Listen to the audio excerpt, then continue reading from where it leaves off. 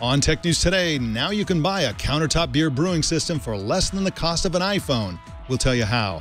Plus, Facebook's Mark Zuckerberg delivers a speech entirely in Chinese, and in China too, where Facebook is blocked. And people are getting worried that Russia is planning to cut the undersea cables that carry 95% of the world's internet traffic. It's all coming up next on Tech News Today. This is Twit.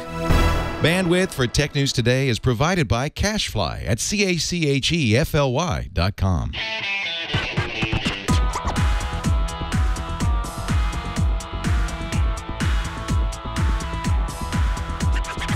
This is Tech News Today for Monday, October 26th, 2015. This episode is brought to you by ZipRecruiter. Are you hiring? With ZipRecruiter.com, you can post to 100-plus job sites, including social networks, all with a single click. Screen, rate, and hire the right candidates fast. Try ZipRecruiter with a free 4-day trial now at ZipRecruiter.com/TNT. And by Wealthfront. Wealthfront is a low-cost automated investment service that is the most sophisticated way for you to invest your money. Whether you've got millions or you're just starting out, visit wealthfront.com/TNT to sign up and get your first free personalized investment portfolio. That's wealthfront.com/TNT. Tech News Today is the show where we talk about the tech news with the journalists who report it. My name is Mike Elgan. Our co-anchor today is CNET.com editor-in-chief Lindsey Turrentine. Hey, Lindsey, how you doing? I'm doing pretty well this morning. How are you? I'm doing great, thank you. Now, the Surface Pro, Microsoft Surface Pro tablet has the word Pro in it. There's a lot of that going around. The iPad Pro has the word Pro in it. But is this something, is the Surface Pro something that professionals might use, for example, cartoonists? Yeah, so we enlisted a friend of CNET, one of the Archie comic artists, and he came into our New York office and he sat down with a Surface Pro and he drew with it. We have a bunch of coverage of this on the site. This is actually from last week, but I just think it's so cool that you guys should know about it. And he picked up the pen and the eraser and he worked with it and he liked it. So I thought that was really interesting.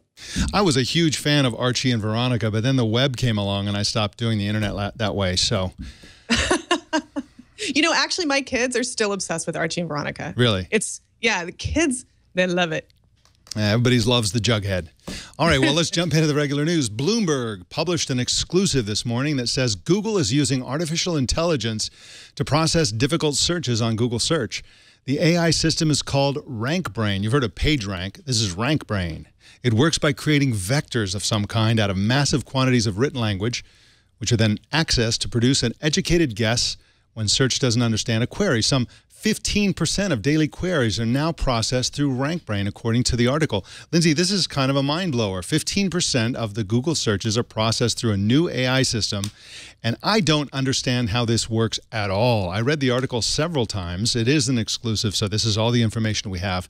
But I really don't understand how they're taking language and turning it into these little math globules and then accessing that somehow. So I'm looking forward to more detail on this as this comes out. Of course, we'll never know everything because this is major trade secret territory, but I'm just really fascinated that artificial intelligence has come to search queries. Oh, absolutely. The other interesting thing about this to me is that artificial intelligence is that this is actually different from what Google has already been doing, the algorithmic kind of computation of answers based on what's already out there on the web. It seems like it's all part of a continuum, and this is just a little bit farther along the continuum. But I assume that what's happening here is that it's kind of saying, okay, well, I've seen these other patterns before. These other patterns are similar to the pattern I'm seeing here, so I'm going to use the other patterns to drive my response to this particular query. And the example that they use is the following question. Posited to Google. What's the title of the consumer at the highest level of the food chain? So that might be confusing to a computer because consumer could mean, you know, shopper or something like that. And the article says that RankBrain uses AI to take all the signals about a phrase like that and then sort of extrapolate that they're talking about a consumer, meaning like a predator. So it is a little bit confusing because it doesn't sound that different from what we already assumed that Google was doing. But it is interesting that this has been in play for a while and that, you know, we didn't even know about it. Now, here's the scary part.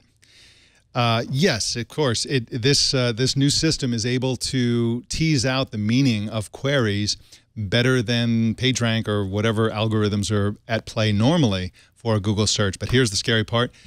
It does it better than humans can, too. So that sentence you just said, you can put that to have a bunch of native English speakers and say, what does this mean? And then they can put it also in RankBrain, and RankBrain does better more often than the humans. So it has begun. Skynet is one step closer, and we're all toast. You know what I think that means, unfortunately? What's that? I think it means that the average human is not that smart. Yeah. Well, that is an oddly reassuring thought. So, boy, that's sad. Yeah. We got some more news coming right up, but I want to talk first about the most important decision you're ever going to make when you are hiring people or whatever, and that is who you hire. ZipRecruiter is one of our sponsors today, and I'm going to tell you how to hire the very, very best person you can. I've hired a lot of people, probably hundreds in my career, and one of the things I've noticed is that you spend a lot of time on a lot of grunt work. Like hiring somebody is very labor intensive. Why? Because first of all, you have to identify exactly what the position is and what sort of person you're looking for. That often requires bringing in other people into the project to figure out exactly what kind of person you want. Then you have to take your job, you have to craft a job post, and then you have to go from site to site to site to site to post it. And every single site has different requirements, different fields to fill out, different gotchas in there. It's just the devil's in the details. When you go into these job boards, it's really difficult. You can spend an entire day posting on just this tiny handful of sites. With ZipRecruiter, you can post to 100+ job sites with a single click. It's so powerful. Although with that power comes great responsibility, because essentially what happens is you're going to have lots and lots of people coming back and say, ooh, hire me, hire me. But most of those people, unfortunately, are not going to be qualified. When you cast this wide net, of course, anybody's allowed to respond to your ad, and lots of people just will roll the dice and, well, maybe they'll hire me. So that even if they're not qualified, they'll apply.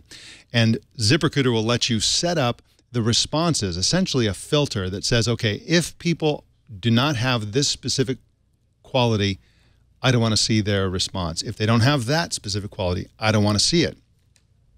And the result is that 100% of the people you get back from your ZipRecruiter job post are technically qualified. So that's a great place to start from. And because you're not wasting so much time and all the deadly minutia of the hiring process, because ZipRecruiter takes care of all of it for you, you can spend your time really considering these candidates and thinking about whether they're right for your job, interviewing them, having conversations with other people. Again, you're not wasting your time going through and read. You know how hard it is to read 30 job applications, and it's brutal. It's brutal because you have to go through and you don't realize that they're not qualified until you've spent like 10, 15, 20 minutes, half an hour reading every word of their resume. And so ZipRecruiter is the way to hire the best people. They'll cast the widest possible net. They'll help you with the responses you get, and you can spend your time hiring the right person. We have a testimonial from a happy ZipRecruiter client named Scott, who said the recruiting process used to be so painful. Before, I'd post to several places, get 1 million resumes, but only a few responses from qualified candidates. It was torture. But with ZipRecruiter, we post once and get qualified candidates in one easy-to-review place. We've hired some of our best employees using ZipRecruiter. Today, you can try ZipRecruiter for free. Just go to ZipRecruiter.com/TNT. That's ZipRecruiter.com/TNT. And we thank ZipRecruiter for their support of Tech News Today. I want you to go to ZipRecruiter.com/TNT, even if you're not currently hiring. If you're going to be hiring anytime in the next year, go there now, and there's just so much to learn there. They also have a great blog that'll help you with hiring tips and great information about hiring. All right, well, we got another story here for you. Apparently, people like beer. This is a breaking news story here, folks. People enjoy beer. A startup called Pico today launched a Kickstarter for their Pico Brew countertop home beer brewing system with a goal of raising $200,000. And already, they're more than halfway to reaching their goal. Like I said, people like beer. Will Greenwald is a senior beer analyst at PCMag.com and joins us now to tell us all about it. Welcome to the show. Hi, Mike. The Pico Brew is actually a company that's been around for a little bit. They put out something called the Zymatic about a year or two ago, and it's a microbrew system that's completely encapsulated in like a big box that does all the brewing with the components you put in just automatically. This takes it a step further and basically does sort of beer K-cups. You get these big Pico packs and you slide them right into the machine, and in a few hours it brews beer. Of course, after that, you still need to wait a couple weeks for it to ferment, but that's just how beer works. So I read that unlike the like little Nespresso or K-cup packets, what goes into the Pico Brew is compostable. Is that the case? That this doesn't have the same sort of ecological problems? Yes, they came by the lab to show me some of their early hardware, and the packs they were demonstrating had they were made of plant fiber rather than plastic, so they should be compostable. One of the fascinating things about this, of course, for anybody who's made beer at home, there's basically two general categories. There's probably more than that, but basically there's full grain brewing. If you're really hardcore, you use the full grain. If you're not, you use sort of like a syrup, where it's already been processed and then condensed. This uses the whole grain system, right? You're dumping barley into this container to make this beer, right? Yes. In fact, the pods they're going to sell are licensed from different actual breweries and brewmasters. So basically, they're recipes so you can make the beer at home of the craft beer you like to get at the store. So is this easier? Based on what you've seen so far, I know you haven't been able to test it, but does this look like it's actually going to be easier than home brewing, which involves all kinds of, sanitizing and making sure that the bottles are extra clean? And I guess that's part one of my question. And part two is, why, if these are pre-packaged packs, why wouldn't you just go buy a 6-pack at the store? Well, it's still really home brewing. So it's just the machine automates the brewing process of the temperature, putting the different ingredients together in the right time. You still need to put it in a fermentation keg and leave it for a few weeks and then bottle it or serve it out of a keg. And I believe it can make 5 liters at a time. I suppose you could just make multiple loads and then have it ferment a bunch over a week. But the reason it's better is it's a question of economics, how much the packs are going to cost compared to buying the same quantity of craft beer at a time. And just the idea of being able to make something fresher at home is very appealing. It's also really interesting. My mind is blown by the concept. Of course, as you pointed out, every style of beer involves not only ingredients, but how long that the liquid is held at what temperature, and then it's brought to another temperature and so on, and all that is just in software. It's all just uploaded to the device from your smartphone, I imagine. But the other thing that's interesting is let's say you like a specific style of beer. Let's say you like a specific style of Doghead brewing beer that they make, but you just think it's a little bit too bitter. So you can actually plug that in, tell it what kind of beer you're brewing, and then you can take the dial and dial down the bitterness just a notch or two. And experiment like that. That's one of the features of this that's kind of fascinating, is that in addition to the fact that it's fresh and you're doing it yourself, you can also customize it, even if it's a sort of branded style of beer. Now, let's talk about the Kickstarter campaign, because I'm really fascinated by this. What do the big contributors get as part of this Kickstarter campaign? And I suggest that what they're getting is one of the reasons that's driving this rapid reaching of goals that they're undergoing right now. Well, while I've been on the call with you, I've seen it go up almost 5,000. It's currently 114,000 out of their goal of 200. And the big appeal is that backers are going to be able to buy it for 500 instead of the suggested price of 1,000, which itself is still half as much as the Zymatic, which was 2,000 and about twice as large. And that's the big deal. Now, if you get higher, you can get sort of multiple units and even get into their developers program to sort of make your own microbrewing recipes that you can then license and sell through this. But really, it's just $500 microbrewing that's automated. That's what's appealing to a lot of people. A developers program, that is awesome. I never really wanted to become a software developer until just now. So this looks really cool. I can't wait till everything works this way. Just sort of print everything that you want to eat and drink. Very, very cool. Will Greenwald is at PCMag.com. and on Twitter at AgroWill. That's AGGROWILL. Will, thanks for joining us today. Thanks for having me. All right. Well, as we reported Wednesday, Apple told a federal judge that it would be impossible to access user data on a locked iPhone running iOS 8 or iOS 9. But now, the Justice Department isn't having any. They're currently prosecuting a case that makes them want data from an iPhone, and they say Apple must comply with their order to access encrypted information. But here's why. This is a huge precedent if they get away with this. The reason is that according to Apple's own user agreement, Apple doesn't sell the software on iPhones. They license it, and therefore the software belongs to Apple, not the user. And therefore, when the Justice Department says, unlock this data, Apple has to do it. Now, if this is set as a precedent, that means, and all software is licensed like this. It's licensed. They don't sell you the software. They just let you use it. They give you permission to use their software. That means that these kinds of searches for getting data from users is not a case in which the government is going after the data of users. It's going after data that's in the possession of software that's owned by companies. Lindsey, Turrentine, are you freaked out by this, or do you think this is going to end up being no big deal? I am freaked out. I'm also a little bit confused.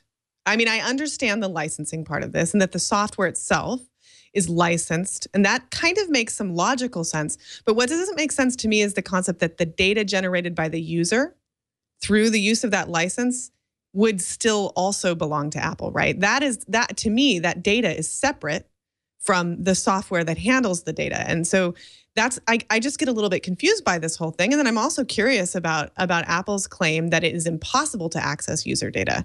And whether the Justice Department is basically saying, well, okay, then make it possible, or whether Apple's kind of using that as a way to kind of hedge and keep that data safe. Anyway, I have a lot of questions, and yes, it's totally freaky. It seems like a huge stretch to me on the Justice Department's part. Yeah, it really does, and it is really surprising. If you have an opinion on this, I want you to send us email to tnt@twit.tv and let us know what you think of this strange turn of events, especially if you're a lawyer who's worked on some of this stuff, or a law enforcement official, or somebody who's directly involved in these kinds of warrants or of cases like this. Love to hear from you. tnt@twit.tv. Well, Facebook CEO Mark Zuckerberg Saturday gave a 22-minute speech at Tsinghua University in Beijing. Zuckerberg spoke Mandarin for the entire speech. Here comes the video. 学生们正在创造重要和创新的东西。你们是未来科技、商业、政府和其他行业的领导者。 Okay, well, native speakers say, A, that his accent sucks, but B, that he's made huge improvements in the last year. And nevertheless, everybody's really impressed that a busy guy like Mark Zuckerberg has taken the time to learn to speak Chinese. And Zuckerberg, at the same, the reason he was there was he was appointed to the advisory board of Tsinghua's School of Economics and Management. And, it's one of those things where, he talked about all kinds of things. He talked, had these inspiring quotes from various Chinese entrepreneurs, and also he was flinging sort of sayings from traditional Chinese wisdom, out there, and they were eating it up. But one of the things he had to say was that he would like Facebook to be able to expand into countries where it has no presence, like, say, China. Which is blocked by the Communist Party-controlled authoritarian government there. Everybody's super impressed that Zuckerberg is learning Chinese, but I'm not really. Mark Zuckerberg, if you look at how he runs Facebook, his obsession is maximizing users. That's why he bought Instagram. That's why he bought WhatsApp. That's why they did lots of things that they do. And of course, they have the majority of users. The one big area where they're really missing lots and lots of users, say 1 billion or something, is China, and they're blocked in China. He would really love to be unblocked in China. And by learning Chinese, he's becoming very popular within China. And he's raising the question, like, why, this guy's awesome. He's like this awesome guy who's got this amazing company, and he's this young billionaire. Why don't we get to go on Facebook and sample the goods? And so that theoretically would create some kind of pressure on the Chinese government. What do you think of this? Or do you think this is just, as he says he's learning Chinese mainly to be able to talk to his wife's grandmother? What do you think about this, Lindsey? Well, I think that Mike Elgan is very hard to impress unless you make a beer machine. True, exactly. That's exactly No, right. I mean, okay. I think that it is incredibly savvy from a PR perspective, like you're saying, for Mark Zuckerberg to learn Mandarin. But I nonetheless really impressed because, for one thing, it's hard, right? Like for a Westerner to learn Mandarin with the degree of fluency, as an adult, to allow you to get onto a stage and communicate, even albeit with a terrible accent, is impressive and takes. I think it's incredibly gutsy. And he is married to a woman of Chinese descent. And there's a lot of synergy here, right? I mean, I doubt that he married her for access to the Chinese market. He probably really does love her. Yes, presumably. Oh yeah. So don't believe the movie. Here. Yeah, don't believe the movie The Social Network, which said that he created Facebook in order to impress women. He was already dating the woman who would become his wife, Priscilla, I think her name is. And so, yeah, it's impressive that anybody would learn. Especially given how busy he is. I mean, when you're running one of the biggest companies in Silicon Valley, you probably don't have tons of time. But he's taking the time and he's learning Mandarin. He's getting better, and it's kind of impressive. He does these kinds of things. He only eats food that he kills, for example. He likes these projects. Statements, yes. Yeah, exactly. In a related semi-story, Zuckerberg posted 2 pictures from the talk on his Facebook page, and he asked followers to vote on which of them should become his profile pic. I like the bottom one. Nice smile. Yeah, it's more friendly. He doesn't smile like that very often. That's actually kind of an unusual picture of him. Well, he was really smiling during this entire presentation to mask the terror, no doubt. But he was clearly heavily coached for the speech. And by the way, he said that this is the first speech he's ever given in any language. He doesn't consider the introductory remarks at the various, developer events that Facebook does to be speeches. So this was a speech. It was written out and practiced, and he delivered it verbatim using, I think, a teleprompter and some coaching. So anyway, I don't mean to be too negative about this. It's cool that he's doing it, and yeah, it's cool. It's brave. I mean, the thing about Mark Zuckerberg is that I don't know if you probably remember his sort of early tech appearances and his early introductions at various tech, and he was terrible. Yeah. I mean, in English, terrible. He had a panic attack at All Things D, talking to Walt Mossberg and Kara Swisher. Yeah, so this is gutsy. Yeah. All right. Well, I won't be too negative then. For now. Well, we forgive you. Yeah, thank you.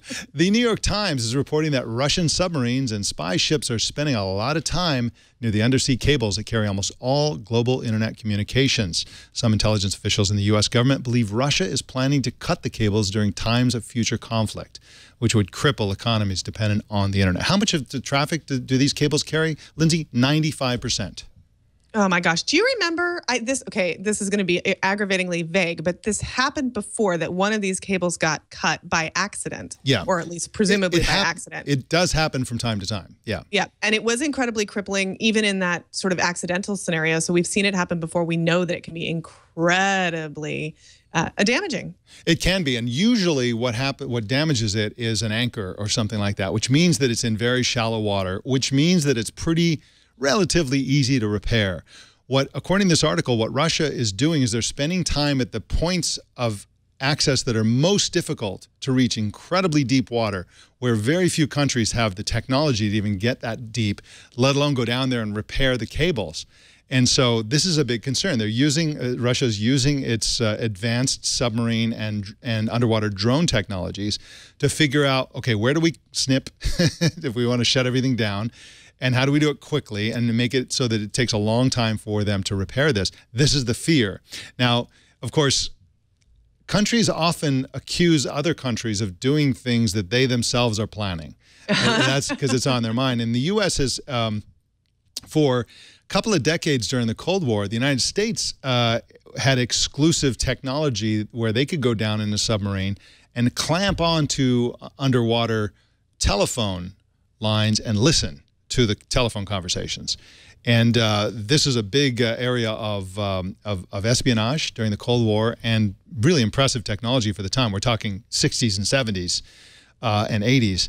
And so, you know, so the U.S. is really like focused on those. Another thing I learned in this article, which is really amazing, is that the United States has secret cables that are not on any maps for their own private communication, and apparently Russia's looking for those as well. And so, so this is a weird area of espionage, cyber attacking, and so on. You know, it's the old-fashioned way: just go down and cut the cable. Yep. I mean, you know, the other day I forgot to plug in my mic, and we saw what happened. Yeah, you got to have the hardware. It's like that, but for the whole internet. All right. So I told you Wednesday about a controversial bill called the Cybersecurity Information Sharing Act, or CISA, now passing through the Senate. I also said that 22 of the biggest tech companies, including Facebook, have come out against the bill. But now Facebook is being accused of double dealing. An organization called Fight for the Future says that while Facebook publicly argued against the bill, they privately and secretly lobbied for it. Facebook has denied the accusation, and this gained prominence because Edward Snowden tweeted about it, and he suddenly got a lot of Twitter followers. So what do you think is behind this, Lindsey? Do you think there's any chance that Facebook is secretly lobbying in favor of CISA? Gosh, it seems like a stretch to me. I don't know what Facebook would get out of this other than just, I guess, favors from the government, a better relationship. I mean, it's very hard to know what's true in this situation, and I'm sure it's incredibly complicated. It seems like a stretch to me. Well, I'm sure we'll find out. But I'm an optimist. Yeah, well, I'm sure we'll find out. Even though Facebook has denied it, they haven't denied it with any detail of any kind. And so we'll hopefully they'll be pressured into full disclosure on exactly what's going on. A categorical denial would be great, because if they don't do that, and in fact they did do something, then we can find out, because of course they were lobbying people, and so whoever they were lobbying could come forward and say that, yeah, they were lobbying me. So we'll see. We're going to get to the bottom of this, I'm pretty sure. Well, in product obituary news, an Israeli startup called Everything.me suddenly shut down over the weekend. Everything.me made an innovative Android launcher that added contextual features to Android. They raised more than $35 million in funding, and they haven't spent it all yet, by the way. And they were installed on more than 15 million phones. It's 36 employees are being let go. Basically what happened, apparently, Lindsey, is that they were great with the technology, but they just never came up with a business plan. They just had no idea how to monetize it. So they're like, you know what, we can't monetize it, so we're just getting out of the business. I'm surprised they weren't able to sell it. That's what surprises me. I'm surprised that Google didn't buy it. And so to me, that calls into question, like, was there something wrong with the software, or did they not want to sell? Was it just sort of, we're Israeli and we're going to do our own thing here in Israel? I'm kind of curious about that part of it. Yeah, so am I. And I think that, I don't want to, over stress this, but it seems to me that Israeli startups are super great at the technology and not so great on the monetization. You notice that we've seen story after story of Silicon Valley companies gobbling up Israeli startups. And if you look at the amounts they're paying, it's incredibly low. Incredibly, they're buying companies for $10 million and $20 million, stuff like that. And why is that? And I think that these startups build great technologies, but they don't have a lot of customers that go with it. So essentially what they end up buying is it's a combination of an acqui-hire, plus they're buying exclusive access to some technology that gives them an advantage. So if you think about other acquisitions, like the acquisition of WhatsApp by Facebook, the valuations are billions and billions of dollars because they have all those users, not because they have great technology or patents. It's a marketing problem, is what you're saying, right? Small country, and I think that when you're even well positioned in the Middle East, it's just hard to get the word out in this U.S. market. And let's face it, networking matters. I think you're right. Yeah, absolutely.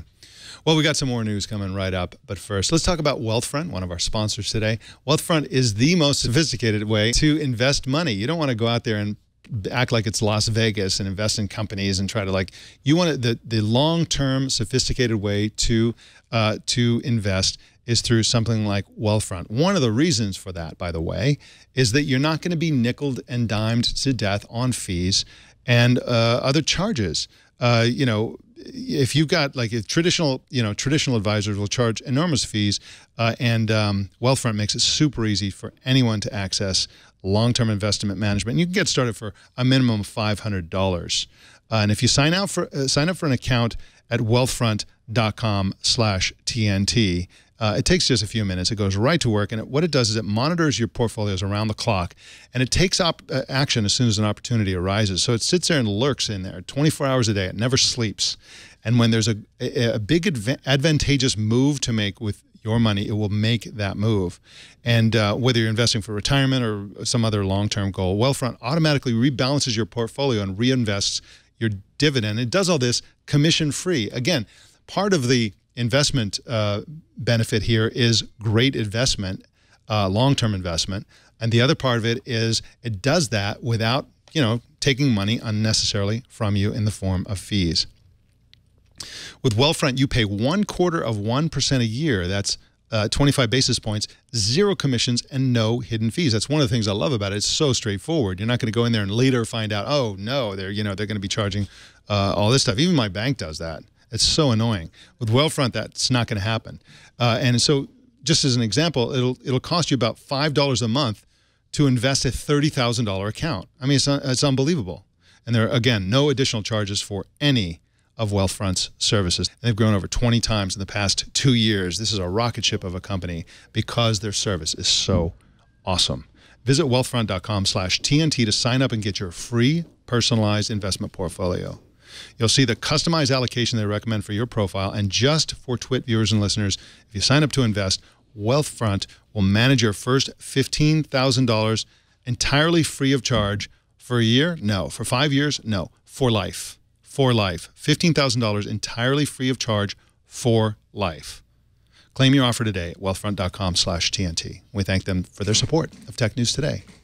For compliance purposes, I have to tell you that Wealthfront, Inc. is an SEC-registered investment advisor. Brokerage services are offered through Wealthfront Brokerage Corporation, member FINRA, and SIPC.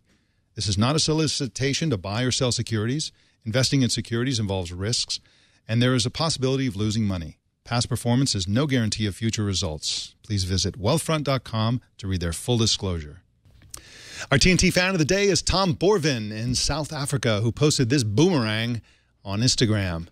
Tom's a digital nomad, and in this shot, he's testing the Boomerang app while on a road trip at Mossel Bay. That's also in South Africa. And he's got some furious eyebrows going on up in there. Check it out.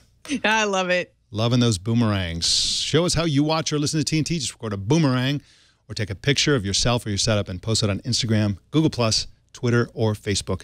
And please use the hashtag HowIWatchTNT so we can find it. Lindsey Turrentine, what are you up to this week? What's on your agenda?